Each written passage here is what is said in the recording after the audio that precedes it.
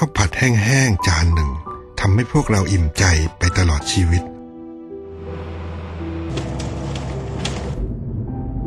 บ่ายวันนั้นหลังกลับจากภารกิจพวกเรายังไม่ได้กินข้าวไปถึงโรงครัวมีเหลือแต่ข้าวผัดติดก้นกระบะก็ตักมากินกันแต่มีจานหนึ่งตักวางไว้มีคนจะไปหยิบเสียงบอกว่าของพระเจ้าอยู่หัวท่านรับสั่งให้มาตักเสียงนั้นสะท้อนเข้าไปในหัวใจทรงเป็นถึงพระเจ้าแผ่นดินจะรับสั่งให้ทำถวายใหม่เท่าไหร่ก็ได้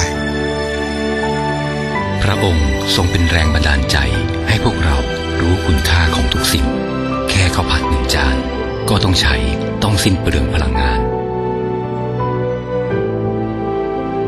กระทรวง